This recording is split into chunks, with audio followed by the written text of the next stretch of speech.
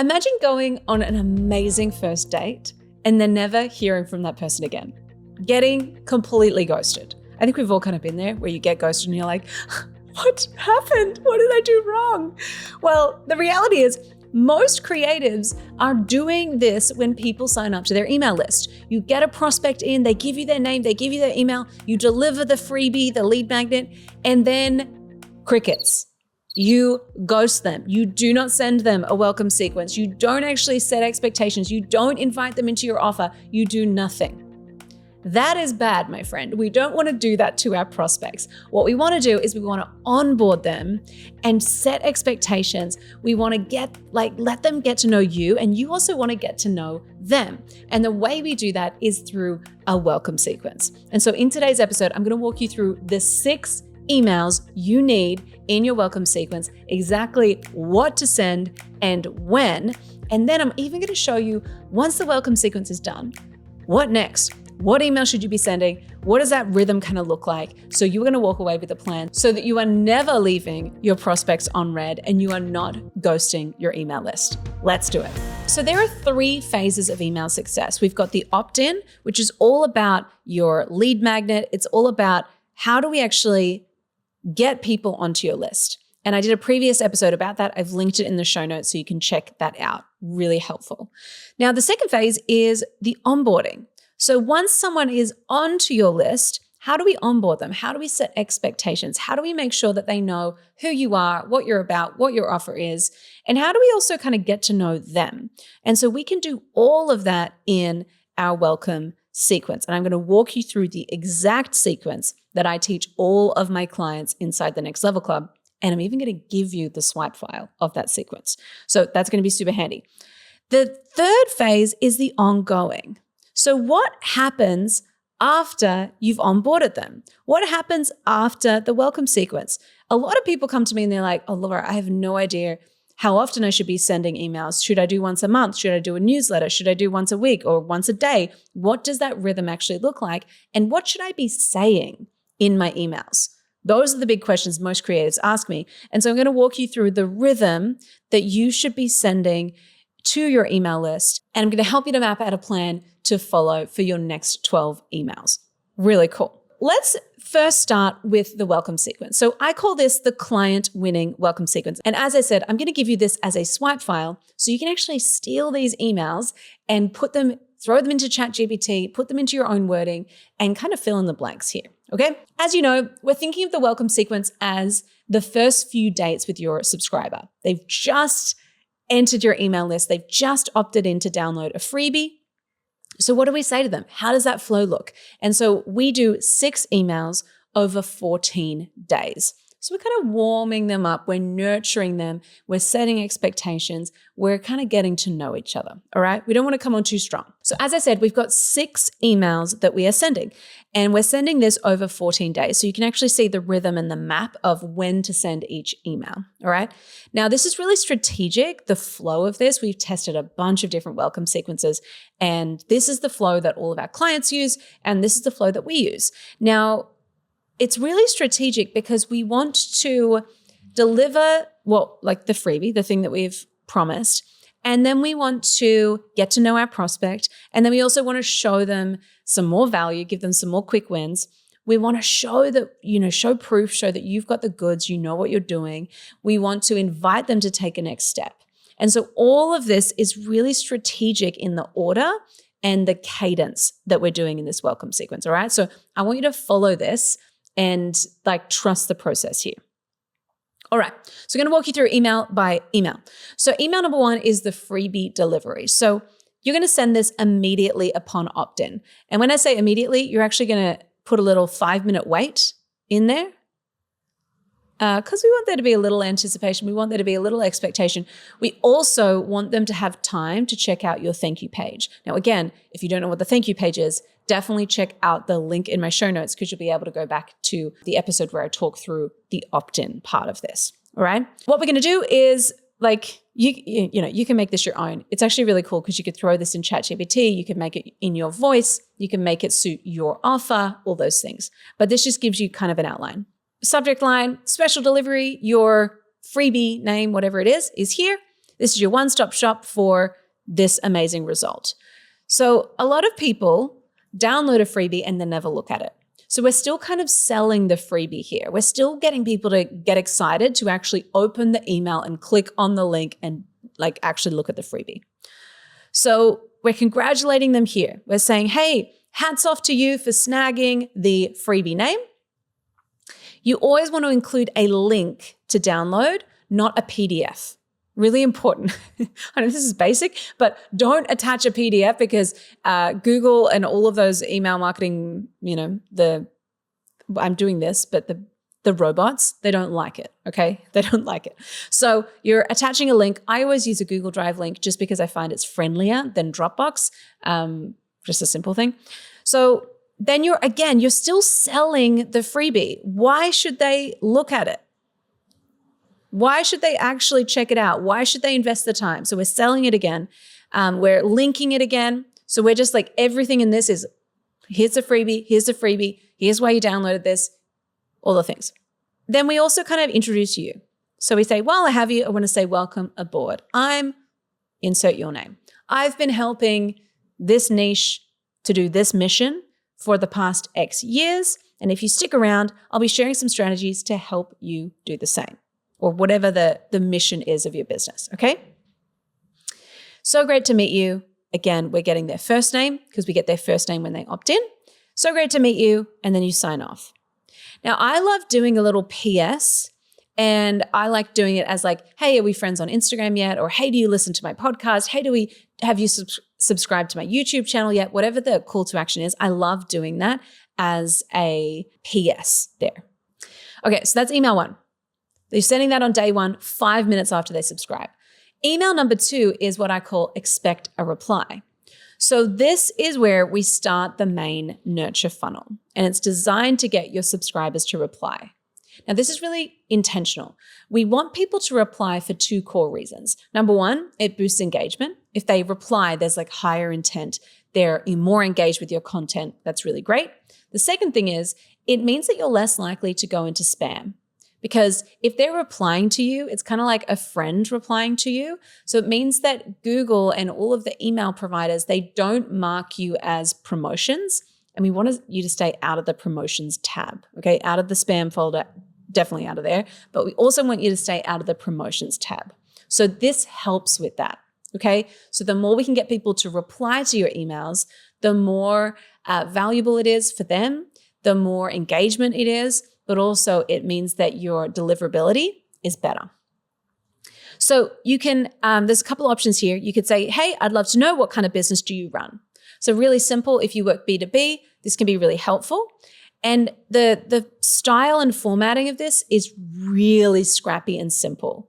It is not overly designed, okay? Really important. I know that we're creatives and we want it to look beautiful, but the goal of this is to start a conversation. So I don't want you to have your really beautiful branded header and footer and beautiful images and all that stuff. I actually want it to look like it's coming from your Gmail account, okay? So I'd love to know what kind of business do you run? So a second option here is to do a this or that. So it kind of looks like this. Let me know which sounds more like you right now. Are you just starting out or are you ready to scale? Now, the reason I love this is because it gives people a quick reply. So it's like, oh, I'm just starting out. Oh no, I'm ready to scale. It also means that they don't send you their life story. So if you have people like, if your audience is like really, they love sharing and they love, they're really emotional. And some of my clients, their audience is like very emotional. So they're like, oh my gosh, I was getting essays back from that email. So a this or that is really great because it helps them to go, okay, I think I'm this. And it's quick, it's easy. They're not going to go into their life story. So you get to kind of choose what you want that to be. But I really like choosing specific, like, are you just starting out or are you ready to scale? I'm also in the background here qualifying. So I'm going, okay, cool. If they're just starting out, they might be better for this particular offer. But if they're ready to scale, they might be better for this offer. Okay. So it helps me to actually qualify them and make sure that I'm sending them the right stuff. And if you want to get more technical, you can segment based on these answers as well. Okay. So that's email number 2. Really simple. Remember, don't over design this. Don't over engineer it. I want it to feel like it is a really organic, personal email coming from your Gmail account to theirs, all right? Now, email number 3 is the quick win. So you're going to send this on day 5. This is where you're going to share something valuable. And I think for most of us, we love sharing value. And I think this is where I really want you to do it. So it could be tips, strategies, mindset shifts, something that is of interest to your ideal client. And it could be a link to a podcast episode you've done, a blog article, a YouTube video. You get to kind of choose. But we want this to show that you've got the goods, you're credible, you know what you're doing.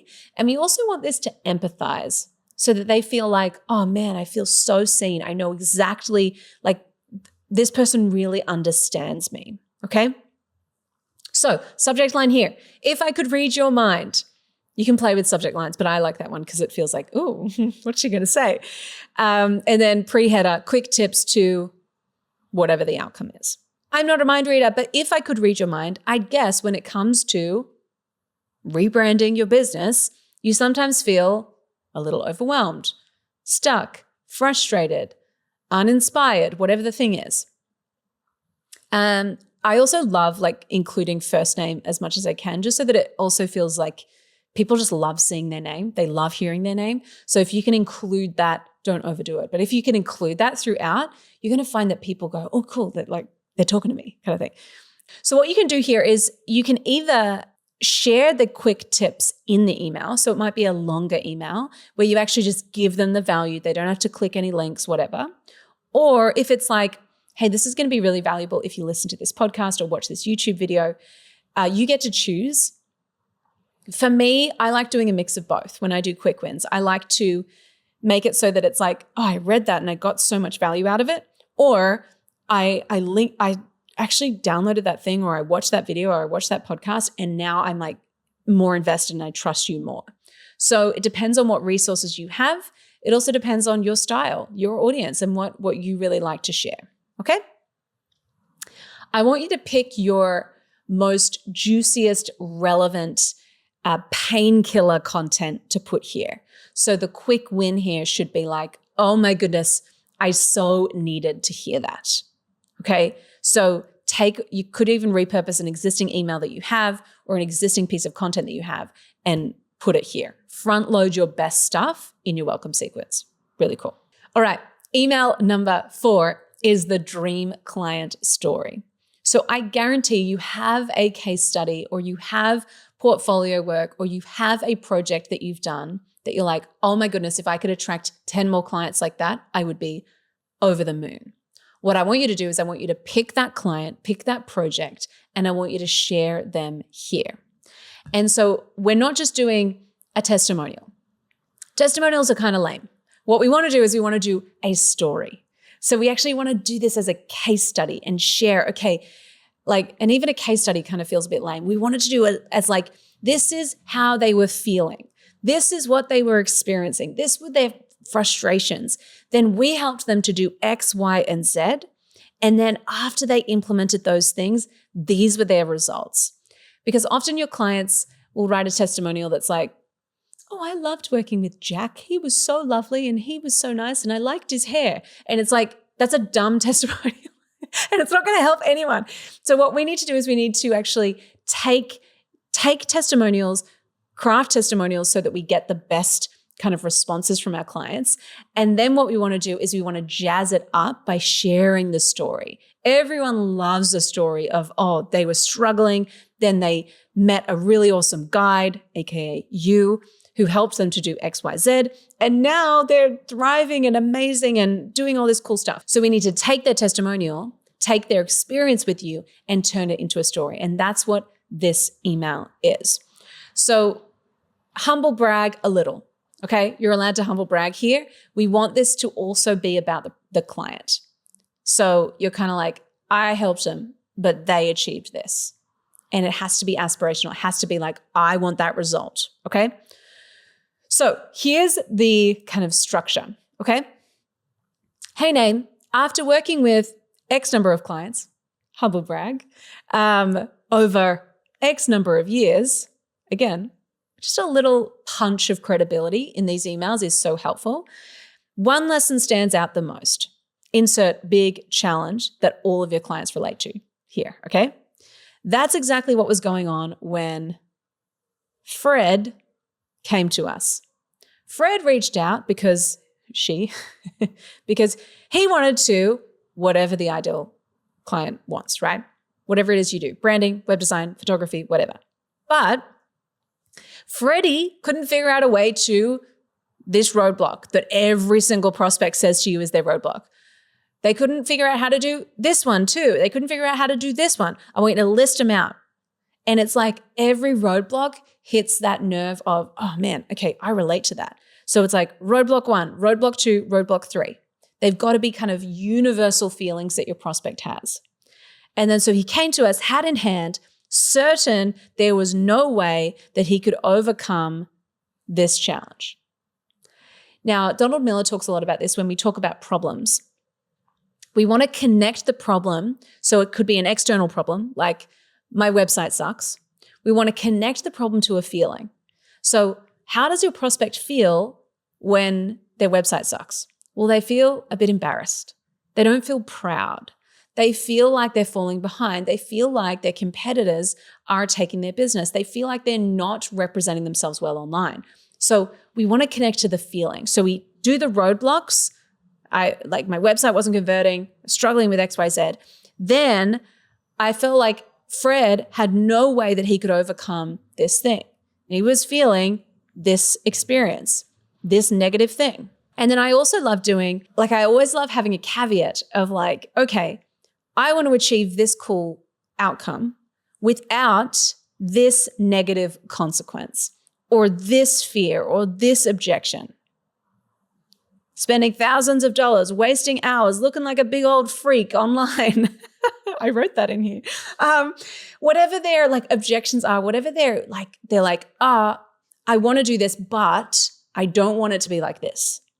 I love actually calling that out because it helps people to go, oh man, they understand me. They know that I want to do this without it costing me thousands and thousands of dollars, or without it meaning that I can never edit my website myself, or whatever the thing is that they're kind of like, that's what's stopping me.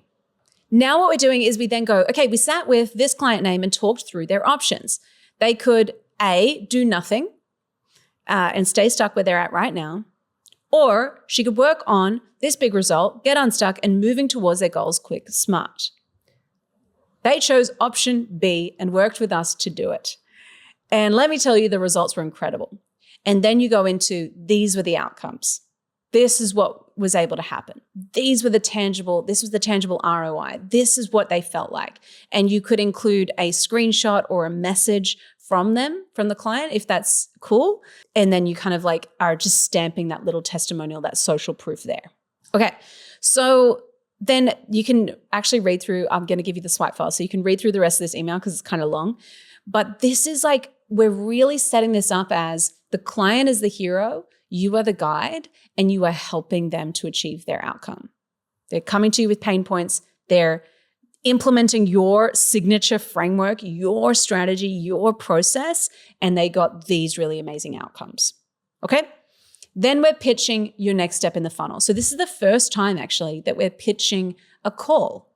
So we're pitching your sales call here, and we're saying, hey, if like Freddie, you want to achieve this outcome, then the first step you need to take is this call. And so we're positioning the call as, this is step 1. Here's how you get on the call. Here's the link again. So it's really like, I've taken you on this journey. I've told this story of this prospect, and now here's the next step. Are you going to do something about it like Freddie did? Okay? I freaking love this email. It's one of my favorites. And then again, we can do a PS where we're linking the call again. All right? Email 4 works every time. All right. Email number 5, we've got to shift beliefs. Okay.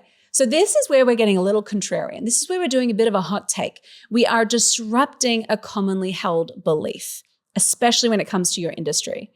So I've put an example in this one. For me, it was, is the end of Instagram in sight? And people in my industry don't want you reading this.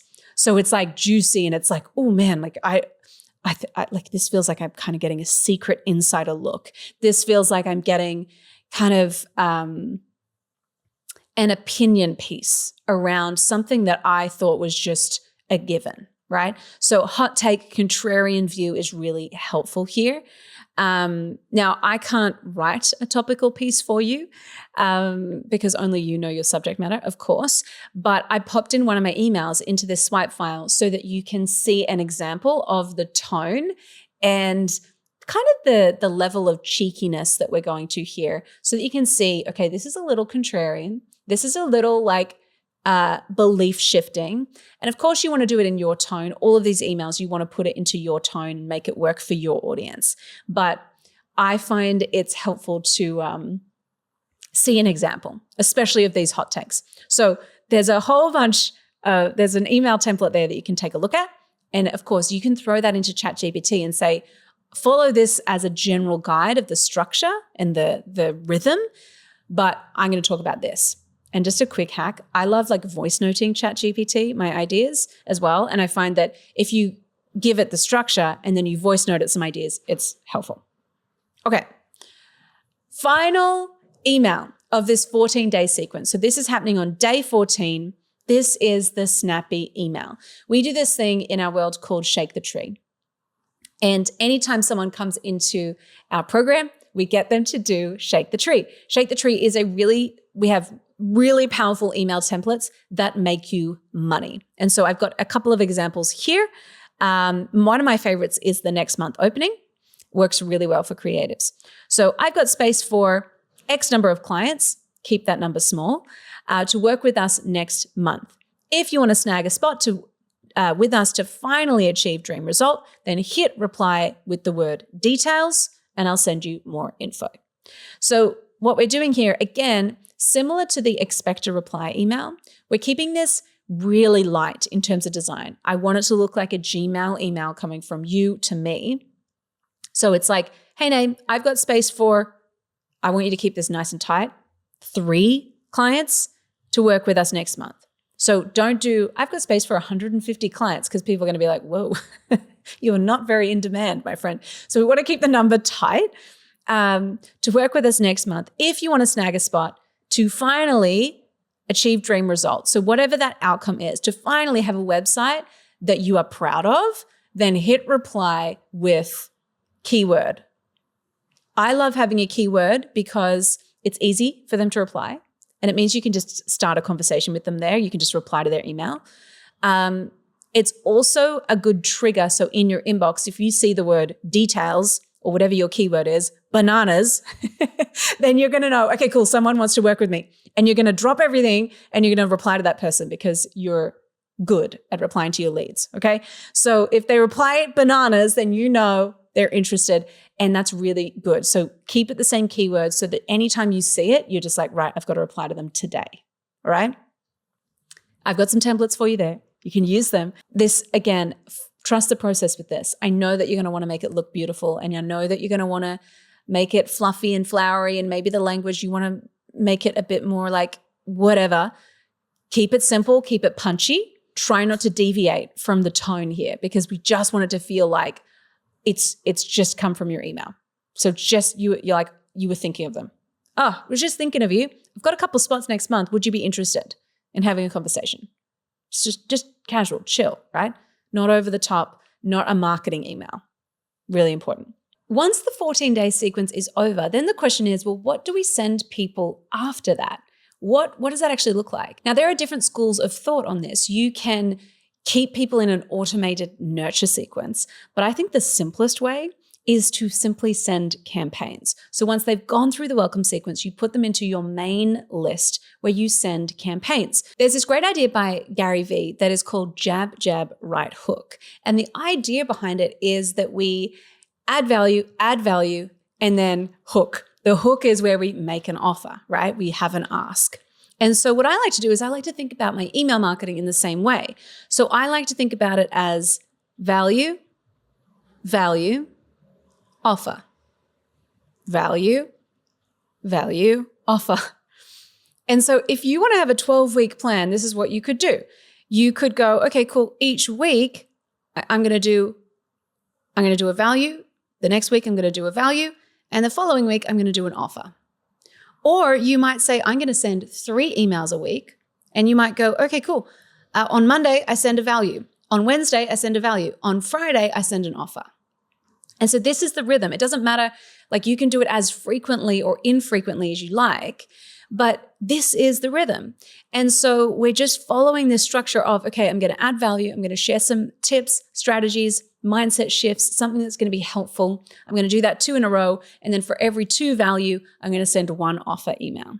Now the offer email might be a case study with a call to action to book a call. It might be, we use this thing called Shake the Tree where it's like, hey, do you want to work with me? ? Really simple. So it can be, hey, here's what's coming up. Hey, I've got this opening next month. Like it could be a launch that you're doing. Any of those things, that's an offer email, right? And so we just want to meld in this rhythm of we're adding value, we're making an offer. Now, my recommendation is a lot of people are like, oh, I'm going to send an email once a month. I just think you're only sending 12 emails a year if you send an email once a month. And so we need to think about, okay, well, maybe I need to speak to my people more frequently than that. And the answer is probably yes. So then we want to think about, all right, well, if I'm speaking to people more frequently than once a month, I would say the goal should be to send an email once a week. If that's like minimum, okay? If you can send an email once a week, then following this structure, week 1 is value, week 2 is value, week 3 is offer. That's going to be a really good rhythm to get you started. And then from there, you can increase the frequency as you go, all right? But I'd rather you start with something that is going to be sustainable for you to keep doing rather than you hit the ground running and you're like, I'm going to email every day. And then within a week, you're like tired and you've got nothing else to say, okay? So I'd rather you do something sustainable and commit to it and follow this value offer rhythm. And then that way you can do it long term, okay? Really simple things. You can repurpose content you've already got. You can repurpose your Instagram content. You can repurpose old emails and just repackage them and reimagine them.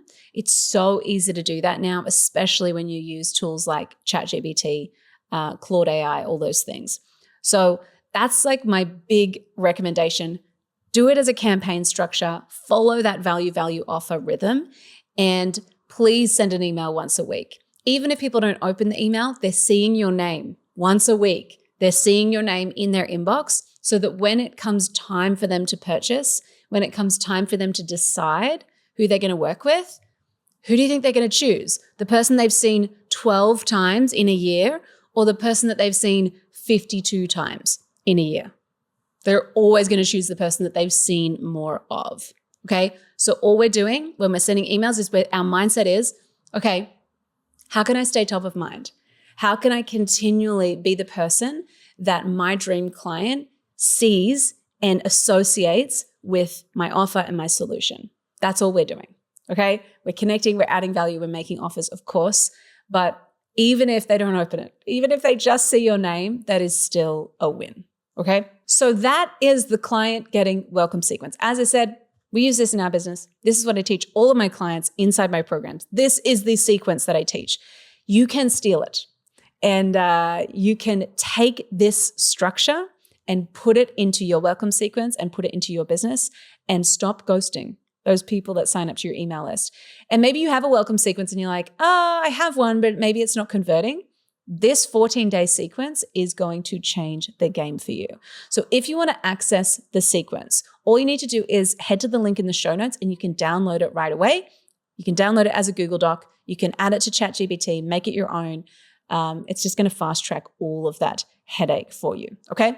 And if you're watching this and you're like, man, I need actually a system to follow to grow my business. I need a way to get leads. I need a way to convert those leads into clients. I need a way to craft an offer that I freaking love delivering. I need a way to scale with ease and hire a team and get out of the weeds. I need a way to buy back some more time. If that is you, then I've put together the system, which is my free training where I walk you through the 3-step system that all of my clients go through. And it's going to help you to scale your business without losing your soul. This is the system that my clients use to hit 30K, 50K, even 100K months as a creative. So if you're in a creative industry, if you want to scale your business, but you just need a plan, then my friend, this is for you. Head to the link in the show notes to watch the system. You're going to love it. I'll catch you soon.